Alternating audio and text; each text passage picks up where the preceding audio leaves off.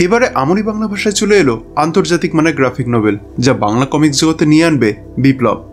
আরে ধুর মশাই, কমিক্স তো বাচ্চারা পড়ে, বড়রা বই পড়ে, বই, লেখা বই।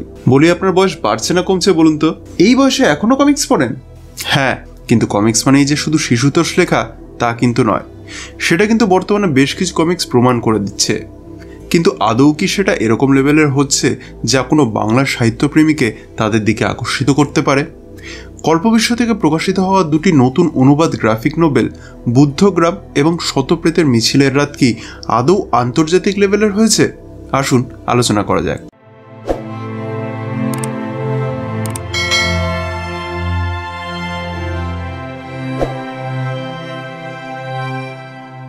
প্রথমে আগে বুদ্ধগ্রামের স্টোরির ব্যাপারে একটু নন স্পয়লার ভাবে বলে নিই।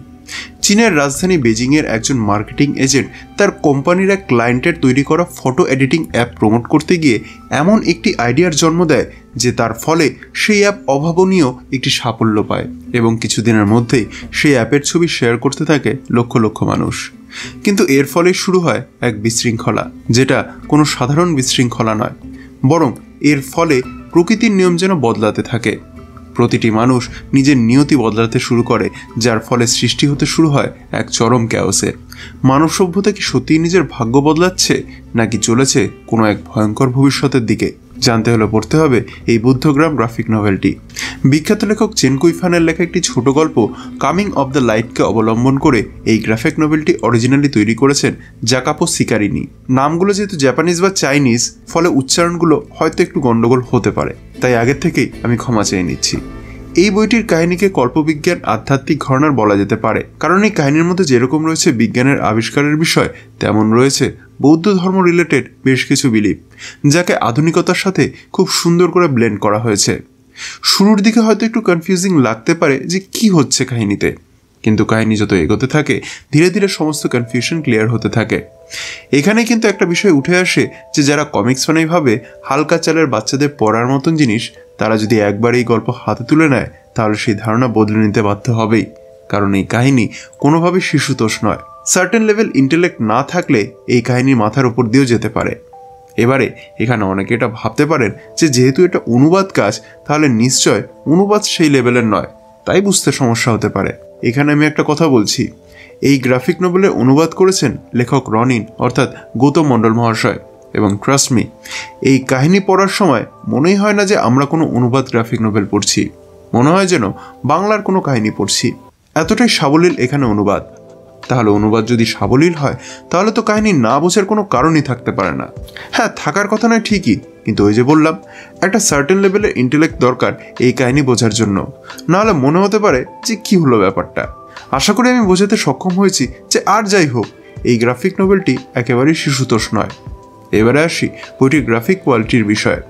মূল বিষয়টি আসলে রয়েছে সম্পূর্ণ সাদা কালোতে, কিন্তু কল্পবিশ্ব এই বইটি আমাদের সামনে এনে হাজির করেছে সম্পূর্ণ রঙিনভাবে। এই কালারিংয়ের কাজটা করেছেন উজ্জ্বল ঘোষ মহাশয়, এবং এই কাজটা যে বিশ্বমানের হয়েছে তাতে কোনোভাবেই সন্দেহ করার কোনো অপশনই নেই। স্যাম্পল তো অলরেডি আমি আপনাদের সামনে তুলেই ধরেছি। এবারে আসি দ্বিতীয় বই অর্থাৎ শতপ্রেতের মিছিলের রাতের বিষয়ে। এই কাহিনী শুরু হচ্ছে ভবিষ্যতের কোনো এক সময়। প্রেতস্বর্ণী বলে একটি রাস্তায় থাকে নিং নামের একটি ছোট্ট ছেলে। সেখানকার বাসিন্দারা হচ্ছে আত্মা, দানব, অদ্ভুত প্রাণী আর প্রেত, যারা সেই ছেলেটিরই বন্ধু। কিন্তু এই নিং আসলে কে, তারই বিষয়ে খোঁজ করতে গিয়ে অতীত নামক প্রেতের সঙ্গে মুখোমুখি হলো নিং, যা তার জীবন বদলে দেয় চিরতরে। তারপর কি হলো জানতে হলে পড়তে হবে শতপ্রেতের মিছিলের রাত গ্রাফিক নোভেলটি। বিখ্যাত লেখক শিয়াজিয়ার গল্প অবলম্বনে সেরেনা মাওয়ের লেখায় এবং গ্যাব্রিয়েল ক্যালফের আঁকায় এই 100 গোস্ট প্যারাডি গ্রাফিক নোভেলটি প্রকাশিত হয়েছিল ইতালির ফিউচার ফিকশন থেকে। তারই বাংলা অনুবাদ হচ্ছে এই শতপ্রেতের মিছিলের রাত। চীনা সংস্কৃতির অতীত এবং ভবিষ্যতের মধ্যে এক দ্বন্দ্বের কাহিনী নিয়েই ম্যাজিক রিয়েলিজমের ওপর বেস করেই এই নভেলটি তৈরি হয়েছে।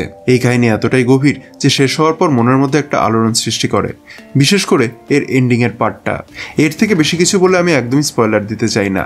আসলে এই কাহিনী ম্যাজিক রিয়েলিজমের উপর বেস করেই তৈরি হয়েছে, ফলে এই কাহিনীর মধ্যে নিহিত অর্থকে যে যেভাবে খুশি ভাবতে পারে, সেইভাবে এক্স্যাক্টলি কোনো আক্ষরিক অর্থ হয়তো আসছে না। ফলে এখান থেকে কিন্তু একটা বিষয় ক্লিয়ার হয়ে যাওয়া উচিত যে এটা আর যাই হোক কোনোভাবেই শিশুতোষ কাহিনী নয়, এটি সম্পূর্ণভাবে প্রাপ্ত মনস্কদের জন্য তৈরি। তবে হ্যাঁ, যেহেতু এটি একটি অনুবাদ কাহিনী, তাই অনুবাদ যদি স্ট্রং না হয় তাহলে কাহিনী পড়তে অত ভালো লাগে না। এই কাহিনী অনুবাদ করেছেন রিজু গাঙ্গুলি। ওনার করা এই অনুবাদ পড়ে কখনোই মনে হয়নি যে আমরা কোনো অনুবাদ কাহিনী পড়ছি, মনে হয়েছে যে বাংলা কোনো গ্রাফিক নোভেলই পড়ছি। এর আগে রিজুবাবুর করা অনুবাদ কাহিনী পড়েছি, ফলে ওনার করা অনুবাদ নিয়ে একটা আশা ছিলই এবং এবারও তিনি নিরাশ করেননি। এবারে নেগেটিভ পয়েন্টে যাওয়ার আগে বই দুটির প্রোডাকশন নিয়ে বলে নেওয়া দরকার। বই দুটি প্রকাশিত হয়েছে কল্পবিশ্ব পাবলিকেশন থেকে। আমার কাছে বই দুটির যে কভার রয়েছে সেটা বিকল্প প্রচ্ছদ। বিদেশে এই বিকল্প প্রচ্ছদের প্রচলন রয়েছে। ব্যাপারটা হচ্ছে রেগুলার কভারের তুলনায় বিকল্প প্রচ্ছদের দাম একটু বেশি হয়, কারণ এই বিকল্প প্রচ্ছদগুলি আসলে বের করা হয় মেনলি কালেক্টরদের জন্য। এতে রেগুলারের থেকে প্রোডাকশন কোয়ালিটি একটু বেটার হয়। তো আমার কাছে এই বিকল্প প্রচ্ছদই রয়েছে। দুটি বইয়ের মুদ্রিত মূল্য রয়েছে 450 টাকা। এখানে দুটি বই পেপার ব্যাক কোয়ালিটিতে রয়েছে এবং দাম অনুযায়ী পেপার ব্যাকের কোয়ালিটি আমার বেশ ভালো লেগেছে। দুটি বইতেই রয়েছে গ্লসি পেপার। হাতে ধরে গ্লসি পেপারের ফিল প্রিমিয়াম মনে হয়। প্রিন্টিং কোয়ালিটি নিয়ে খারাপ কিছু মনে হয়নি, আমার কোয়ালিটি বেশ ভালোই লেগেছে। দুটি বইয়েরই বিকল্প প্রচ্ছদ করেছেন উজ্জ্বল বাবুই। রেগুলার প্রচ্ছদের তুলনায় আমার বিকল্প প্রচ্ছদগুলি বেশি ভালো লেগেছে। প্রুফ রিডিংও আমার ঠিকঠাক লেগেছে। কোনো মুদ্রণজনিত প্রমাদ আমার অন্তত নজরে আসেনি। এবার আসি নেগেটিভ পয়েন্টের দিকে। গল্প বা কোয়ালিটি ওয়াইজ এই বইয়ের কোনোরকম কোনো নেগেটিভ পয়েন্ট আমার অন্তত মনে হয়নি। তবে শুধু এটাই বলবো যে যদি একটু দামটা কম রাখা যেত তাহলে হয়তো ভালো হতো। অবশ্যই দাবি সবসময় পাঠকদের থাকবেই। এবারে উপসংহারে আসি। বুদ্ধগ্রাম এবং শতপ্রেতের মিছিলের রাত এমন দুটি কমিক্স যেটা এপার বাংলার কমিক্স ইন্ডাস্ট্রির ক্ষেত্রে সাবালক হওয়ার পথে আরেকটা স্টেপ এগিয়ে নিয়ে যাচ্ছে। আমরা যারা Handa Bhonda, Batul the great, Nonte Phonte, Tintin, Phantom এই সমস্ত কমিক্স পড়ে এসেছি, তাদের জন্য এই দুটি কমিক্স মিস করা একদমই উচিত হবে না। এবং আগেও বলেছি আর এখনও বলছি, প্রাপ্তবয়স্কদের জন্যই কিন্তু এই কমিক্স দুটি তৈরি করা হয়েছে। ফলে যে কোনো ভালো সাহিত্যপ্রেমী মানুষকেই এই গ্রাফিক নোভেল দুটি পড়ার জন্য অতি অবশ্যই রেকমেন্ড করতে চাই। গ্যারান্টি দিচ্ছি নিরাশ হবেন না। তো বন্ধুরা, এই ছিল আজকের পাঠক প্রতিক্রিয়া। আপনি যদি অলরেডি এই বই দুটি পড়ে থাকেন তাহলে আপনার কেমন লেগেছে কমেন্ট করে জানাবেন। আর আমার এই কাজ যদি ভালো লেগে থাকে তাহলে এই ভিডিওটি লাইক এবং কমেন্ট করার এবং শেয়ার করার অনুরোধ রইল। আর হ্যাঁ, আপনি যদি আমার চ্যানেল বিএম বুক রিভিউতে নতুন এসে থাকেন আর আমার কাজ যোগ্য বলে মনে হয় তাহলে আমার চ্যানেলটি সাবস্ক্রাইব করে আমায় সাপোর্ট করার অনুরোধ রইল। দেখা হবে পরবর্তী ভিডিওতে।